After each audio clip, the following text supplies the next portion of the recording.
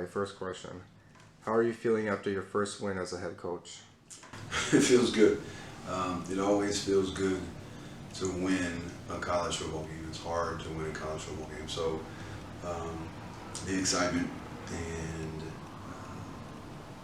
for the kids, one, most happy with. For the coaches, not a far second.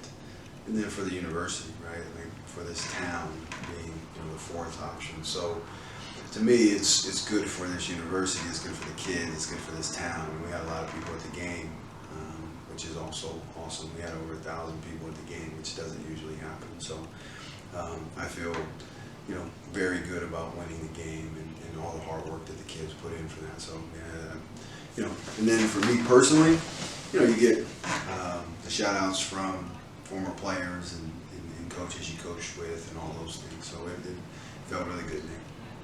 What did you like about the game?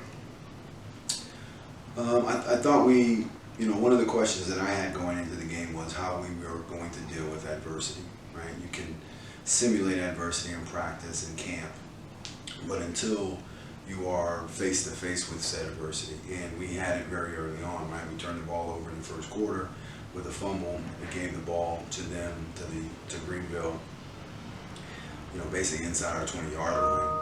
And if it was not for said probably personal foul, we maybe get out of that situation without giving up any points. But we did end up giving up points, and what I saw was what I had hoped to see, right? The defense, hey, offense, we got your back, and the offense, not necessarily apologizing for said act, but hey, we got your back, we'll improve on this. And then, the defense I thought played, besides the penalties, played really well.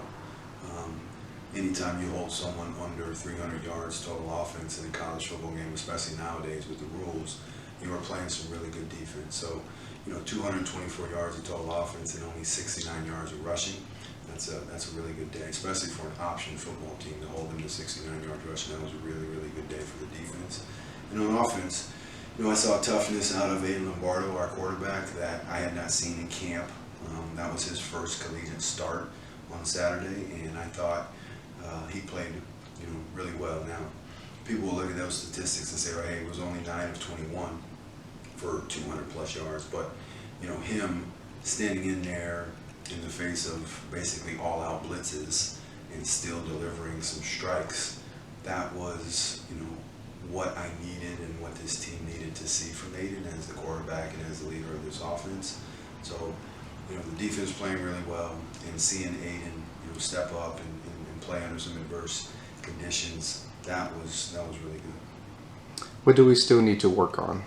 Penalties, right? We've been, harping on, you had too many penalties, and one of my buddies sent me a picture of me saying that we needed to work on penalties, and then that thing going around social media, hold my beer, and then the team was like, well, hold my beer, Coach Hall, and then we had 123 yards of total penalties, right? So we still need to drastically improve on that. Not even cut that in half, but cut that into a third. So I think in the first game you can expect penalties, right? Like we had referees at a scrimmage, but it's still people, when those proverbial lights come on, things get a little bit more tense, things become more anxiety-ridden. So we definitely still have to improve upon the penalties.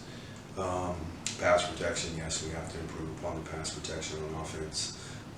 We did drop some balls that we should have caught, not contested balls, just called balls that we should have caught.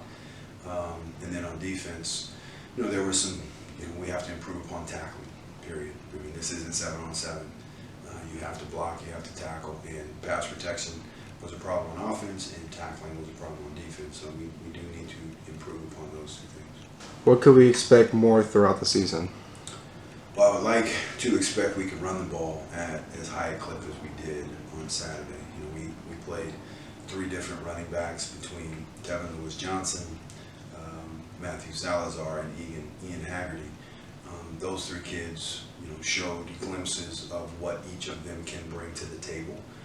So I hope that we can continue along that path, and if we're running the ball for 130, 140 yards a game, that is a very, very good start for a very young offense to be able to do that. we started 2 freshman offensive tackles in that game. So to be able to rush the ball for 130 yards, the big plays coming in chunks through the pass game, but being able to run the ball is something that I'm a defensive-minded coach, right? So on the defensive side of the ball, like I said previously, holding an option football team at 69 yards rushing, if we can continue to stop people from running the ball and make them play us left-handed, meaning they got to throw the ball now, and now we can get into the part where you break down their pass protections, you understand their pass protections, and then you blitz accordingly. I've never been one that says we're going to blitz the blitz. You need to blitz accordingly. I learned that from one of my coaches, Woody Woodenhofer and Norm Parker. Those 2 guys, one was the coordinator of the Steel Curtain in the 70s for Pittsburgh Steelers. Another one is why Iowa has so many Big Ten championships. Those guys made it a point to only blitz when we knew what the pass protection was, and then to attack said pass protection. So to be able to make a team play left-handed and just throw the ball, that's taking away one of their options. That's what I hope we can continue with going forward. And lastly, anything you want to say to Big Blue fans and past alumni? The support has been awesome. I hope that it can continue to get better. We are, breaking ground on this building, or we're actually going to start tearing down the old gym on September 15th, which is, 11 days from now. So for me, the support will continue to get better. Obviously, winning helps with all of that. Nate, you and I both know that. But the support, the outreach, the Facebook messages, the text messages, the phone calls, from alumni, from board of trustee members, from the president of the university, right? Jim sent a text message, for the first time, applauding the football team, since I've been here. So things like that have been awesome. You can't put a price tag on those kids feeling like they're doing something positive for the university, and to me, positive for this community and positive for this city. So I hope that the support can be better. And as we get into the community more, we had 2 groups, running backs and linebackers last week, went to 2 elementaries in school in town and read to the kids, right?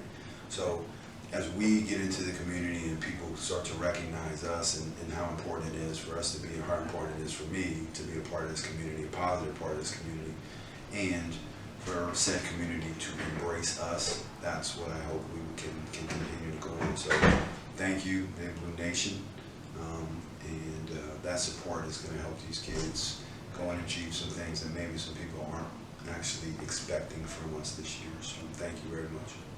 All right, thank you for your time, and congratulations on your first win ever, Coach. Thanks, Nate. I appreciate it, man.